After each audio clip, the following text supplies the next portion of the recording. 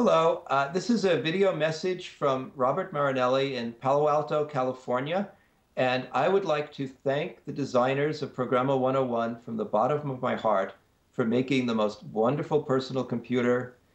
It really did change my life in many positive ways. I first was able to program Programma 101 when I was 16 years old in 1968. I was in high school. Since then, I became an engineer, computer scientist. I worked for IBM. I worked for Silicon Graphics. I currently am a biochemist at Stanford University School of Medicine and Howard Hughes Medical Institute. I work with petabytes of genomic data. I do transcriptome sequencing, all in the computer. And I have, of all the computers I've used over the decades, the fondest memories of Programma 101. She's always been friendly. I hadn't seen her since high school for many years, but I first saw her when visiting relatives at the Museum of Modern Art. There was a special exhibit for the Italian designer Mario Bellini, and in the center of the exhibit was the most beautiful design, the Programma 101. And it brought back so many wonderful memories from my childhood of learning to program computers.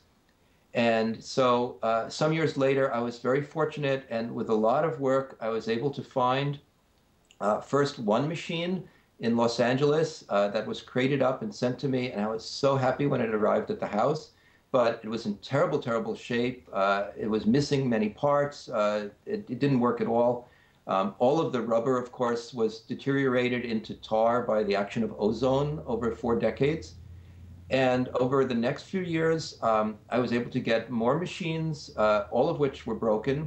But by reverse engineering the boards, I have learned so much of electrical engineering from fixing these machines. And I cannot tell you how nice it is that you designed such a wonderful computer. It's friendly. I love the way the green light blinks when she's thinking. I love the feel of the keys, just the way they push back on your fingers when you run it. My children have all used this machine. The feedback from the printer when you put in a program and the green light blinks for a while and then the printer prints out the answer. It's so approachable as a person. I love the way you can store the programs on the cards and write on the card what the program does. I love the way when the card comes through and it's at the bottom, you can write what the different V, W, Y, and Z keys are doing. It makes it approachable. Basically, I love all the little details that the engineering team did and the designers did. And 40 years later, when the 5-year-old child of one of my family friends came over, the first thing she wanted to do was run over and learn how to use it. And she punched in some numbers, and her dad showed her how to push the keys. And in about 10 minutes, she was busily entering problems. And she would tear off the printout. She ran down the hall to show the printout to her mom. It showed me that even in Silicon Valley in 2010, more than 40 years later, a 5-year-old child who has seen every kind of modern invention, who knows what an iPhone is, she was still excited by Programma 101 and what it could do.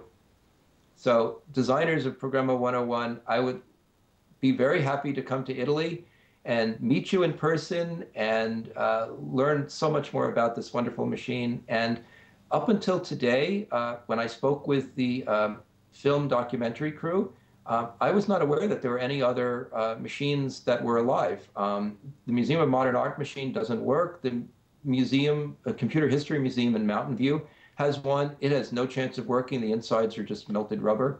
I didn't even know that there were any other machines still running, so I'm so pleased to hear that there are others alive. Thank you very much. This machine changed my life in a very positive way.